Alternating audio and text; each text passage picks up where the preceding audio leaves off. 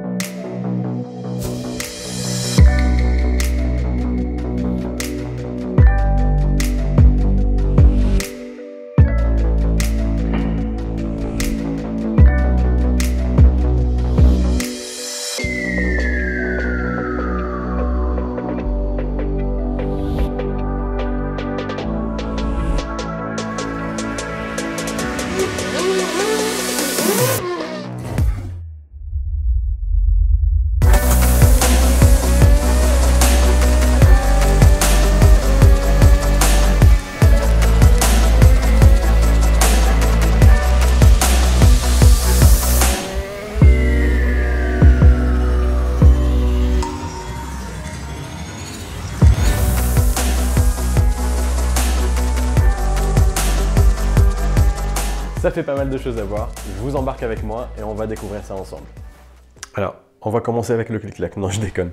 Alors, comme vous avez vu à l'intro, j'ai mis le châssis à gauche de mon bureau, donc, parce que c'est le seul espace qui me restait ici. Ça tombe bien parce que les deux écrans, en fait, ils sont alignés. Donc le moniteur du bureau et le moniteur du simulateur qui est ici. Donc ça me permet en fait, quand je suis ici, de checker ce qui se passe là et inversement, donc c'est top. Ici, on a le bureau que vous avez l'habitude de voir en arrière-plan. Donc c'est un bureau ergonomique assis debout, donc qui va monter et descendre avec des touches programmables ici. Donc on peut monter avec les degrés, on peut taper 1, 2, 3 et il va descendre à la position voulue. Donc je vais essayer de vous mettre toutes les refs en lien en bas de la vidéo. Donc il y a deux moteurs et le compteur-table je l'ai pris chez Ikea parce que je voulais avoir une longueur bien précise avec une bonne profondeur et je voulais surtout une épaisseur de au moins 4 cm pour éviter tout ce qui est flexion au milieu du bureau parce qu'il est quand même assez lent. Ici il y a une PS5. Ce qu'il faut savoir, c'est que avant de construire cet ordi, je jouais principalement sur console et je bossais sur Mac. Donc ça, c'est le premier ordi que je monte. Donc pour ce qui est de la PS5, en plus des jeux de simulation, je joue à tout ce qui est Days Gone, The Way Out, The Last of Us, Uncharted 4, des choses comme ça. Donc si vous avez des jeux dans le même style à me suggérer, n'hésitez surtout pas. Vous pouvez aussi mettre vos PSN, comme ça je vous ajoute et on se fait des parties ensemble.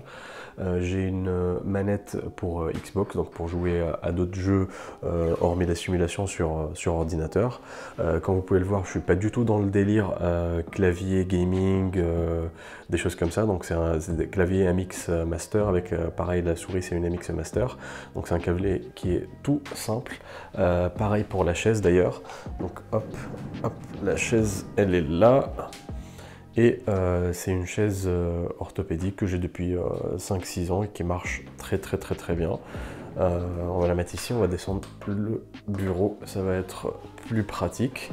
Et voilà, c'est vraiment au millimètre près entre le simulateur et le bureau. Voilà, ce que je vous disais, j'ai pas énormément d'espace. Qu'est-ce qu'on a oublié ici? Ah oui, le casque. Mon casque c'est un SteelSeries Pro 7 ou 7 si je dis pas de bêtises. J'ai changé juste les coussinets qui venaient avec et ceux-là ils ont un gel refroidissant donc c'est sympa quand on l'utilise pour de longues sessions. Le moniteur pour le bureau c'est un écran 32 pouces incurvé de chez Samsung que je vous déconseille fortement parce que esthétiquement il est bien mais il reflète énormément, voilà je pense qu'on peut le voir, il reflète en direct, c'est un miroir donc quand je fais les montages vidéo je suis souvent obligé de baisser les stores pour pouvoir travailler convenablement. Je l'ai depuis longtemps, c'est pour ça que je l'ai gardé jusqu'à ce qu'il claque, mais c'est pas un écran que je vous conseille. Pour ce qui est de la bécane, donc j'ai un boîtier NZXT, donc si je dis pas de bêtises c'est le 510, H510.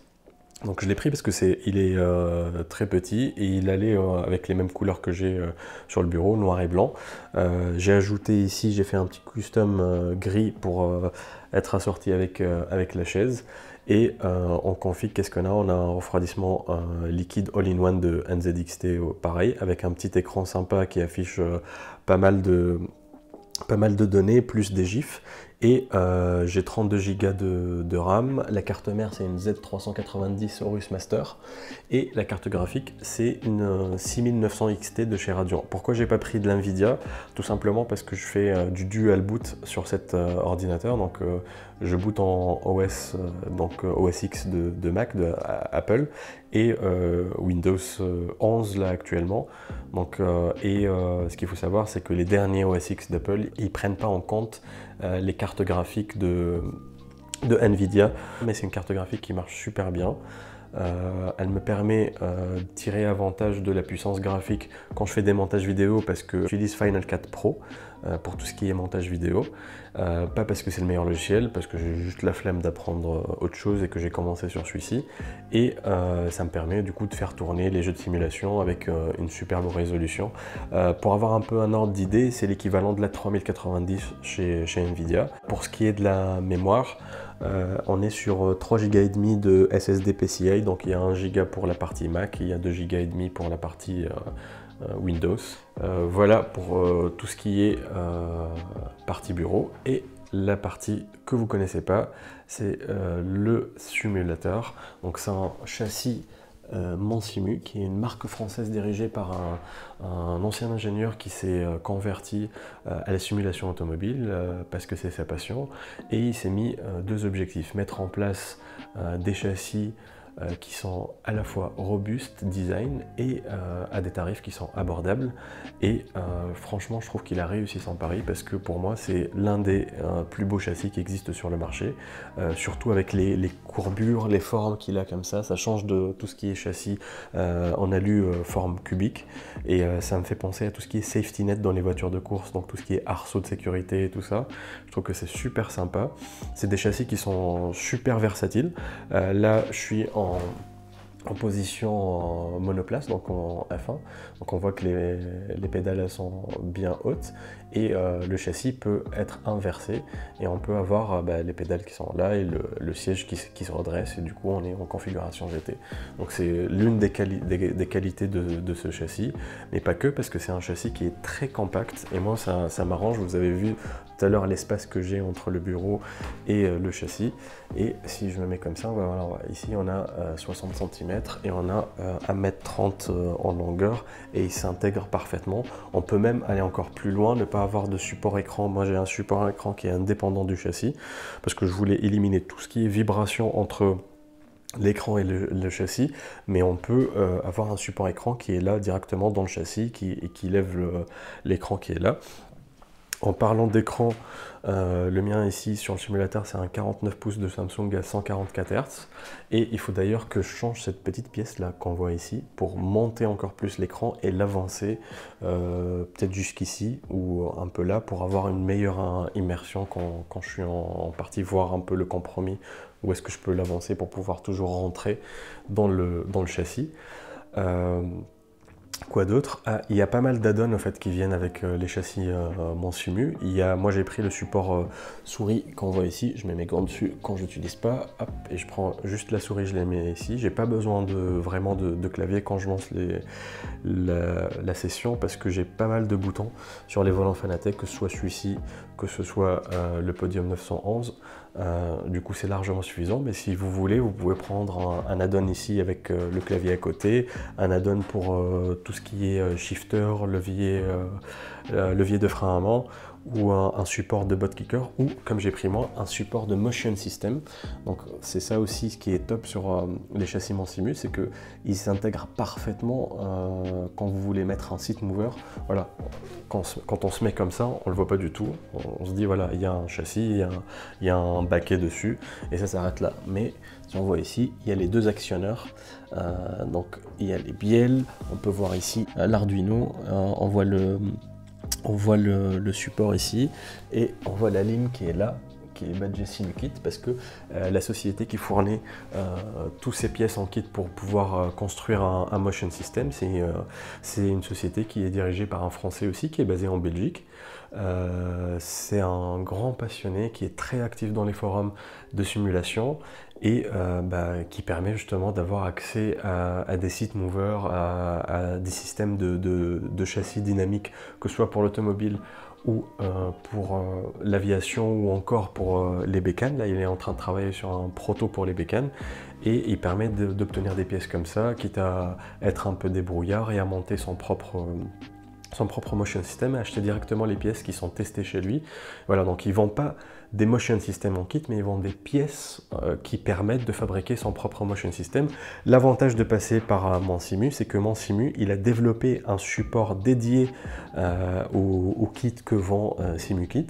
Et on peut même commander chez SimuKit les pièces nécessaires, les envoyer à Mansimu, et Mansimu les met en place sur son support de motion system et il l'installe sur le châssis, il livre tout préconfiguré. Donc ça c'est top, ça permet de ne pas se prendre la tête et du coup on sait que c'est 100% compatible avec les châssis Mansimu parce que Mansimu ils ont passé énormément de temps à développer ces systèmes là. Donc moi ce que j'ai c'est un DOF. Quand on parle de DOF c'est le degree of freedom ou degré de liberté.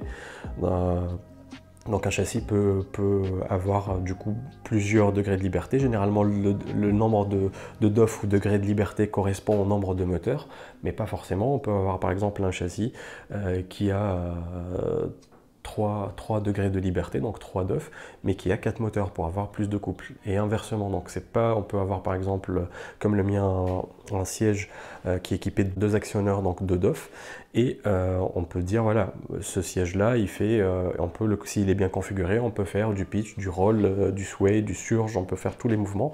Donc moi j'utilise principalement pour tout ce qui est pitch et roll, donc les mouvements avant-arrière et gauche-droite. Mais on peut ajuster vraiment selon son bon vouloir. Du coup, qu'est-ce qu'il y a d'autre? Il y a le siège. Le siège, c'est un Sparco Grid Q qui est sur des équerres Sparco et sur une glissière Pro Sparco que j'ai pris sur la boutique Config Racing, qui sont spécialisés dans la course automobile et qui ont étoffé leur portfolio récemment avec un catalogue pour le sim racing. Donc j'ai mis un harnais 3 points. Vous allez me dire pourquoi il y a un harnais alors qu'il y a juste le seat mover, le châssis ne bouge pas. En fait, des fois, quand vous êtes dans un virage, la voiture elle va freiner, elle va aller aussi, le siège il va aller en avant et après il va aller un peu vers la droite et après quand vous accélérez, il va se redresser. Et en fait, si on n'est pas attaché, on a l'impression que c'est du cafouillage. Et le fait d'être attaché au siège, bah, ça permet de sentir tous ces mouvements et d'apprécier au fait justement cette immersion encore plus du siège. J'ai mis un petit logo ici, Car Source. Ça c'était pour le siège. Qu'est-ce qu'on a d'autre? Alors pour ce qui est de la base, c'est une base Fanatec DD1 qui développe 20 Nm de couple. À titre, pour avoir un ordre d'idée, un Logitech G29 ou le 920, plutôt le Logitech 920 que j'ai utilisé avant cette base-là pendant presque 5 ans, qui est une très bonne base pour commencer. Il développe entre 2 et 3 Nm. Ici, on est à 20 Nm. Ça vous donne un peu un ordre d'idée du décalage ou de la différence en ressenti au retour de force. Et surtout, c'est un direct drive. Donc, le moteur est directement lié au volant. Il n'y a rien qui s'interfère entre les deux. Ici, normalement, c'est tout noir, mais j'ai mis un vinyle effet carbone pour être en accord avec le carbone qui est ici sur le Podium Formula V2 de chez Fanatec, qui est très bien d'ailleurs, que j'aime beaucoup ce volant-là. Il est en Alcantara ici, c'est pour ça que j'utilise des gants. Les palettes, elles sont pas magnétiques sur ce modèle-là. J'ai pas pris le pack palette magnétique qui est comme ici sur cette roue Fanatec. Du coup là, si je dis pas de bêtises, c'est un Podium 911 GT3R de chez Fanatec. Et là, il a là c'est la partie or, c'est l'embrayage. Et voilà, on peut configurer les palettes et les 2 autres boutons, on peut les configurer comme on veut. Et il pèse 100 points. Hein. Je peux vous le dire, il est pas mal lourd. Donc voilà, il y a une petite modif ici sur Fanatec pour que ça soit du click and go, que je tourne plus la roue, donc j'intègre directement les volants.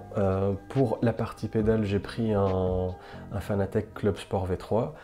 J'ai le kit dumper, donc moi je l'ai mis sur l'accélérateur parce que j'ai un kit de frein performance ici et je trouve que ça sert strictement à rien de mettre le kit dumper ici si on a le kit de performance parce que c'est trop dur ici, donc il n'y a pas de grand mouvement, donc, alors qu'ici ça va simuler un effet de vraie pédale.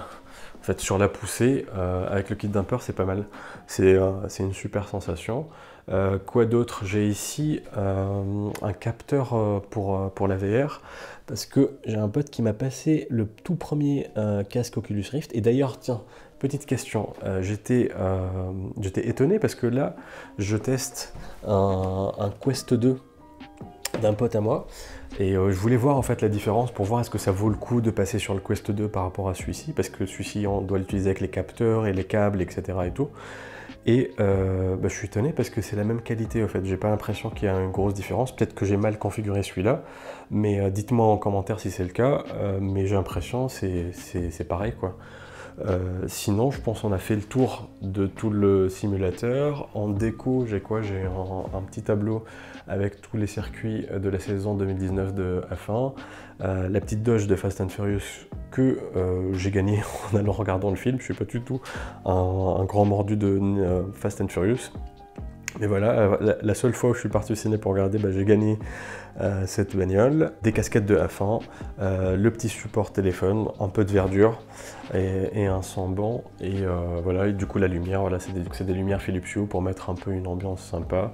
Quand je veux allumer ici, ça s'allume ici aussi, on peut changer les couleurs, on peut mettre une petite ambiance sympa quand on est en session ou en course.